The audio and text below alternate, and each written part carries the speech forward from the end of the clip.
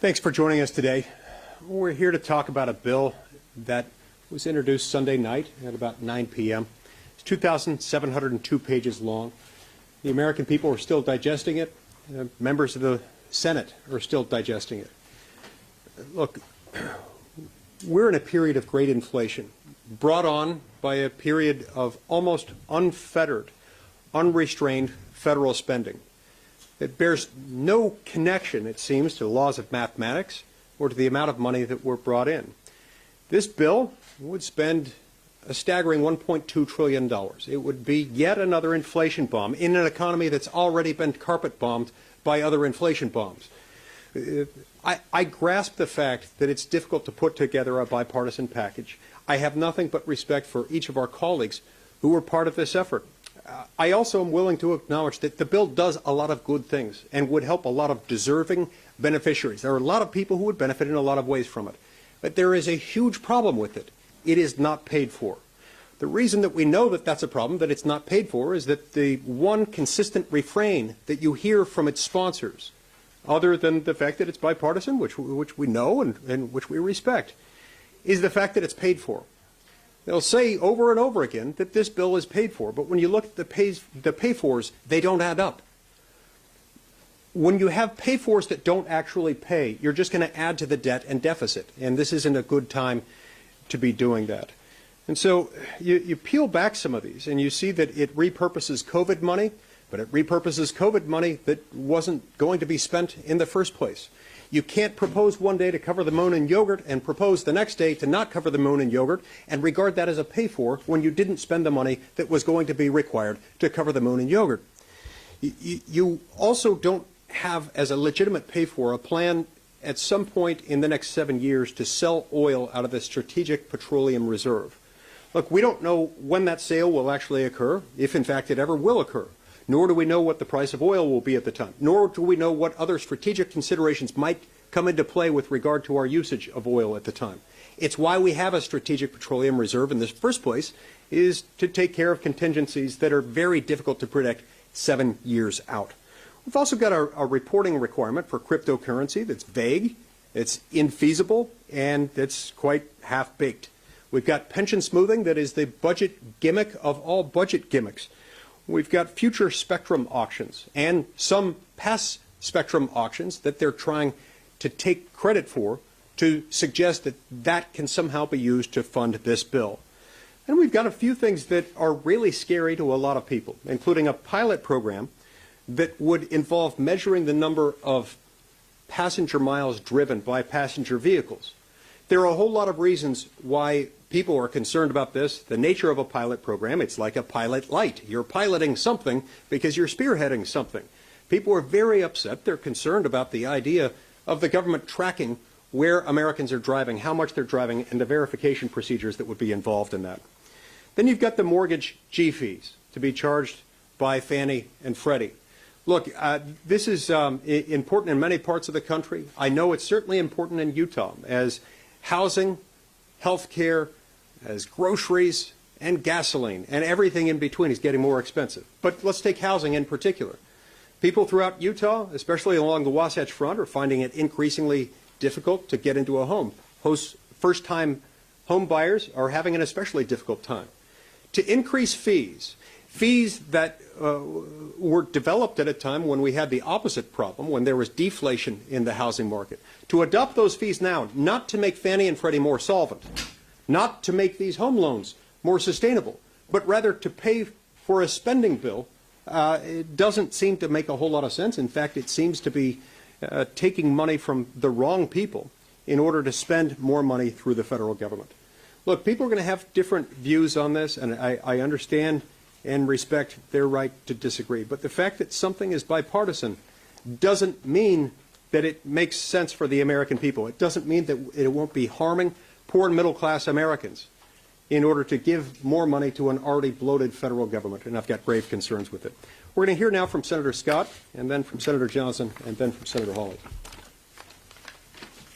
Thank you, Senator Lee.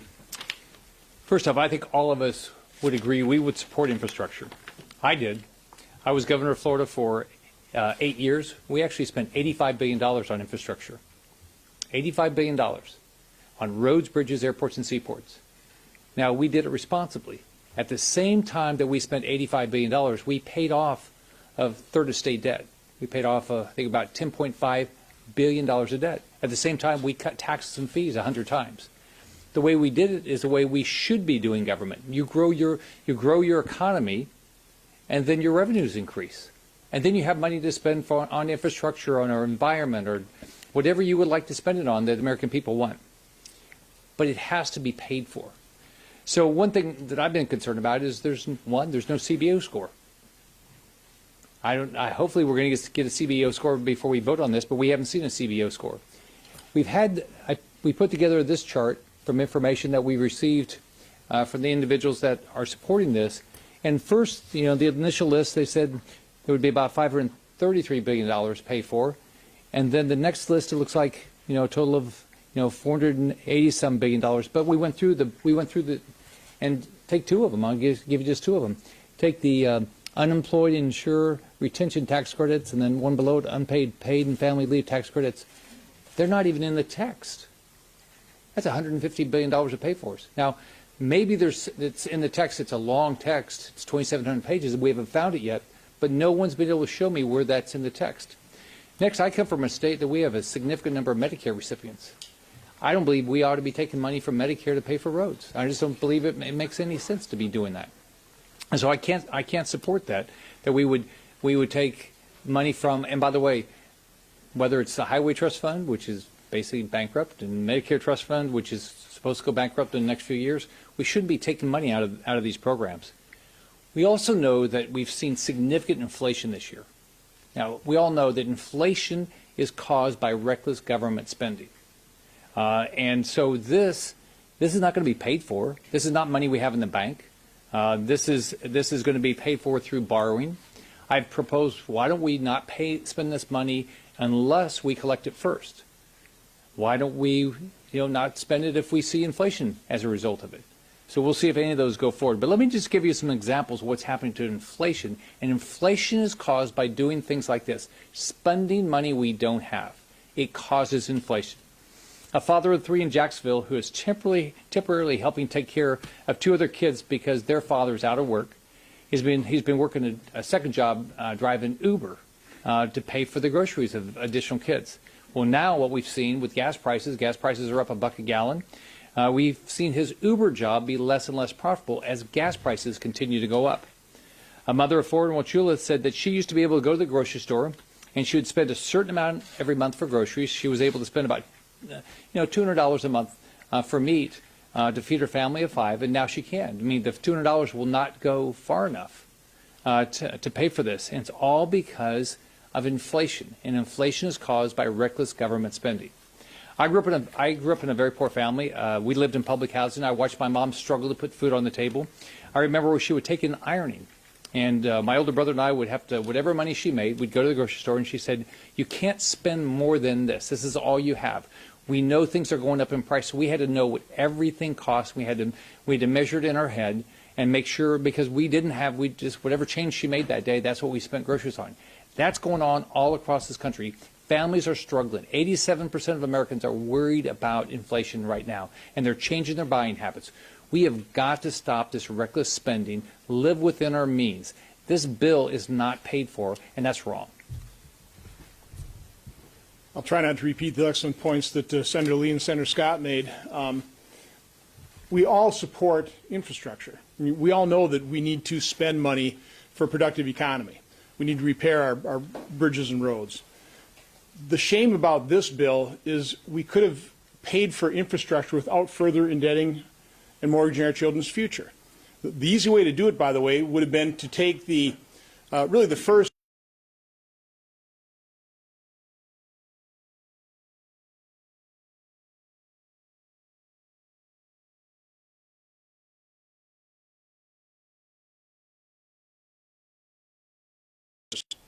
of COVID relief that is still unspent.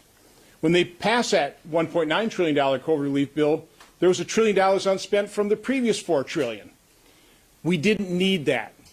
The fact of the matter is there was more than $700 billion of that supposedly COVID relief bill that's is not even scheduled to be spent till 2022 through 2028. Clearly not COVID relief, but a perfect reservoir of funds that could have been repurposed for $700 billion worth of infrastructure spending.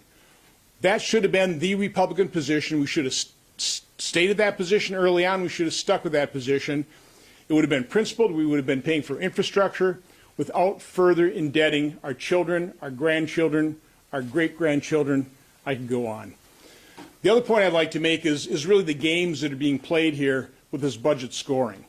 One of my concerns about this bipartisan bill is it's just going to take money out of what Democrats have now announced is a $3.5 trillion budget reconciliation package. Now, an independent group has already scored that, not at $3.5 trillion, closer to $5 or $5.5 trillion. It's very easy to explain how they're doing this. Remember, Ronald Reagan once quipped that the closest thing to eternal life on earth is a government program, and Democrats are well aware of that. So what they are going to do in this $3.5 trillion supposedly reconciliation bill is they're going to create new entitlements. But they're not going to score them over the full 10-year budget window. They're going to score them for a couple of years. And so all we're doing by pulling out needed infrastructure spending out of that package and doing a separate bipartisan bill is we're just leaving a $550 billion whatever hole for Democrats to fill with more entitlement spending. They won't honestly score it, but it will cost and it will further indebt our children tremendously. Now, again, all of this spending we're talking about is about $7 trillion in these next couple packages. The American people have to understand who's going to pay for that. It's not a few rich people. It's going to be the American people. It's going to be the middle class. And they'll pay for it in different ways. First and foremost, what Senator Lee and Senator Scott were talking about, inflation. Right now, it's a seller's market trying to get a job. Employers are having to increase wages because in previous relief packages, we've unwisely given a plus-up that is encouraging workers to stay on the sidelines and not get employed. That's driving up wages. You can say that's, it's a good thing when wages are driven up. That's good. But it's self-defeating when all the spending creates inflation that overtakes those wage gains. And that's one way the American public are going to have to pay for this massive, reckless tax and spend spree. The other way is going to be just through direct taxation. Maybe not right away today, but in the future. There's just simply not enough wealth in the top 1 or 0.1% of the American population. Eventually, the middle class pays, and they pay dearly, both in taxes and also reduced opportunity. Senator Hawley. Well, thank you very much. It's great to be here today. I just want to add one additional point to everything that my colleagues have said, which is that this is not really an infrastructure bill. This is a woke politics bill that is being paid for with hundreds of billions of dollars in pork barrel spending. That's what this is. Why is there gender identity language in this bill? Why is there gender identity language in the digital equity portions of this bill? Why does this bill potentially create a federal cause of action around gender identity? Why does it elevate it to a protected class? These are hugely controversial decisions, hugely controversial points of law, and they're in an infrastructure bill. I think that tells you what you need to know about this bill. It's not really about infrastructure at all.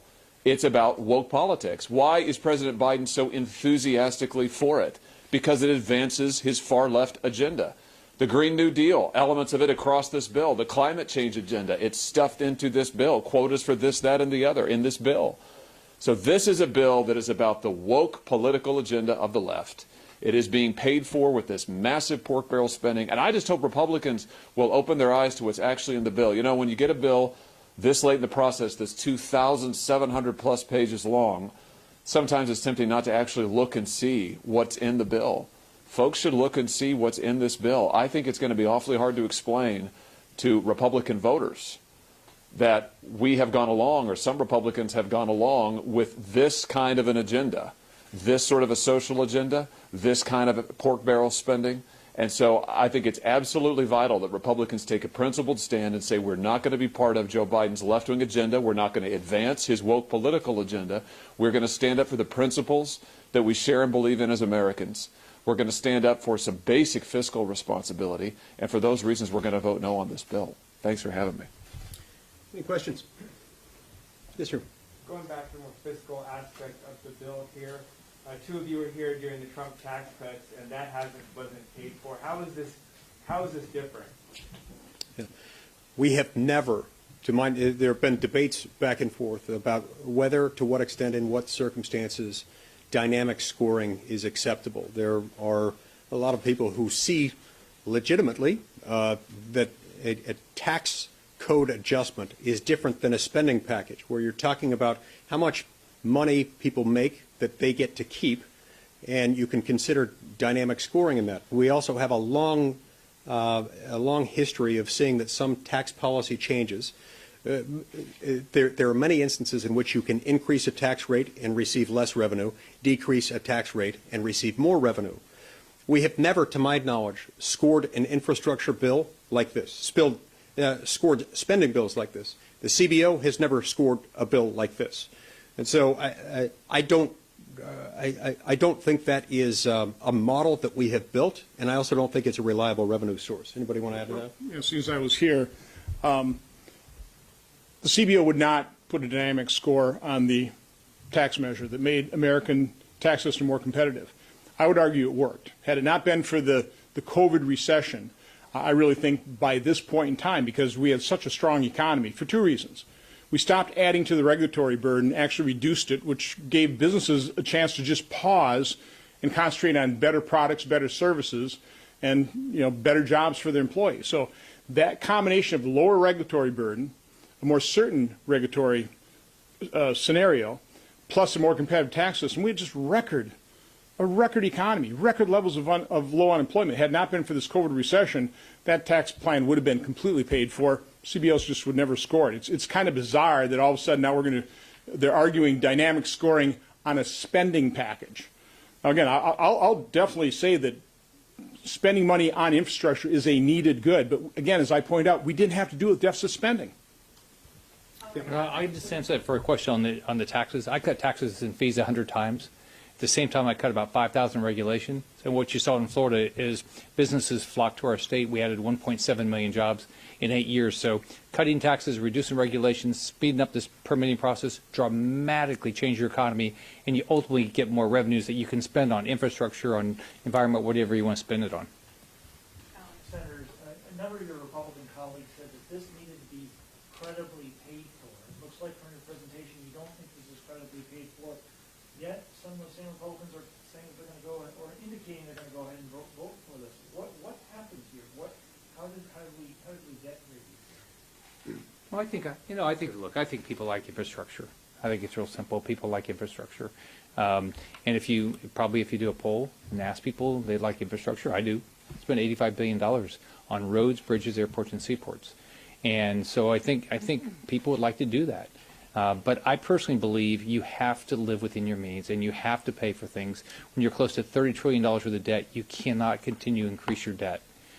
So, I mean, some people, I think, and I respect what everybody's position. I come from a position that I see that, reducing taxes, reducing regulations, streamline the permitting process, spend money when you collect it, it works. I think people sometimes get into that. I think they were sincere in saying that we should pay for it. They were sincere in that because they recognize the need to do it. They recognize that the debt and the rising deficits and the mounting debt that we've accumulated is not just a future problem. It's a present problem. We're seeing inflation, the likes of which we haven't seen in decades. And I strongly predict that by the time the latest inflation numbers come out, just a week or two from now, we're going to see that it's even worse than we've predicted so far. So I think that's why they were so committed to the idea of paying for it. They genuinely understood that, and their commitment to it was sincere. Look, we've all been there. When you get involved in drafting legislation and you're working with people from your own party and from the other party, you've got a great bipartisan coalition, it's easy to get so wrapped up in it and so wrapped up with the things that you see in the bill that are good. And there are lots of good things in this bill that will help a lot of good people that are well-deserving. Sometimes when you get so wrapped up in that, it's easy to lose sight of the fact that the pay-fors are fake. Look, if we weren't going to provide real pay-fors, then we should have just seen from them an admission from the outset, we're not going to pay for it. Instead, they said it's going to be paid for. And then they released it and said it is paid for. Only there are some asterisks next to that, some footnotes that reveal that according to a lot of research that's been done on it, as much as half of the pay-fors are just fake. All right. Thank you very much.